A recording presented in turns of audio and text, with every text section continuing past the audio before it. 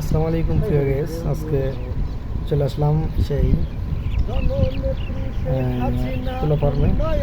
সেই দেখি তুলার গাছ তো নাই এখানে, শুধু ঝন্টির গাছ, ঝন্টি বনে রাখছে। তো অনেক বড় বড় গাছ হয়েছে এখানে, সেগুলো আবার দেখতেছি যে ট্রাক্টর দিয়ে সেগুলো হাল বোয়াচ্ছে। তো এখানে আবার অনেক মানুষও ঘাস কেটে নিয়ে যাচ্ছে। তো আমি আসলে ভাবতেছি যে এই বড় বড় ঝন্টির গাছগুলো তারা কী জন্য ট্রাক্টর দিয়ে চাষতেছে, আসলে কারণটা কি? তারা কেনই বা এই ঝন্টির গাছগুলো ঝন্টি বুনছে এবং সেগুলো আবার চাষ করতেছে? এগুলো আবার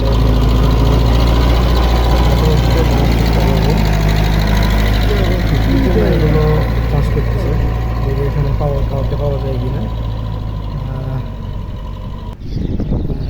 জানার চেষ্টা করবো। সঙ্গে থাকুন আপনারা। আসসালামু আলাইকুম। ওয়ালাইকুম আসসালাম। ভাই ভালো আছেন? আলহামদুলিল্লাহ ভাই। ভাইয়ের বাসা কোথায়? আমার বাসা ভাই এখানেই, আমার বাসা। ও আচ্ছা, তাহলে আপনার থেকে একটা জিনিস জানতে চাইতেছি। হ্যাঁ, বলেন, সমস্যা নেই। এই যে আমি দেখতে পাচ্ছি এই যে ধনসের গাছগুলো যে চাষ করতেছে এই যে ট্রাক্টর দিয়ে, আসলে কি জন্য ভাই এগুলো চাষ করতেছে? এগুলো ভাই চাষ করতেছে, আগে আমরা জানতাম না। এগুলো চাষ করে নাকি জৈব সার হয়। ও আচ্ছা আচ্ছা, জৈব সার হয়, এই কারণেই চাষতেছে। চাষার পরে 15 দিন এভাবে থাকবে, তারপরে আচ্ছা। বৃষ্টি হয়ে গেলে, পচে গেলে পরে তখন আবার মনে করেন যে তুলা গাছ লাগাবো। তো এখানে ও মানে এগুলো তো আবার তুলা গাছ লাগাবে? হ্যাঁ ভাই, এটা তুলা গাছ কি লাগাবো। কি তুলা? এগুলো সাধারণত কি তুলা হয় এগুলো?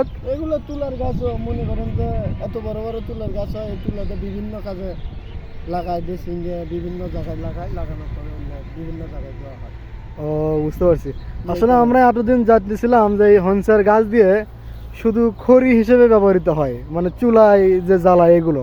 ভাই, আজকে এটা যে জৈব সার হয় আসলে কেউ জানে না। এটা আসলে কথা সত্য যে জৈব সার হয়। এগুলো পচে যাব, পচার পরে প্রচুর পরিমাণ সার হবে। এই যে দেখতেছেন ঘাস, ধনসে গাছ, এগুলো পচে যাওয়ার পরে সার হব, তাতে এই জমিতে সার কম লাগবে, এটাই। আচ্ছা, যাই হোক, আপনার সাক্ষাৎকার নিয়ে খুব উপকার হইল, কারণ সারা দেশের মানুষ এখন জানতে পারবে যে এই জমিগুলো ফালায় না রেখে হনসের গাছ। রাইট। আচ্ছা ভাই, অনেক ধন্যবাদ আপনাকে। ভাই ভালো থাকবেন, সুস্থ থাকবেন। ইনশাআল্লাহ।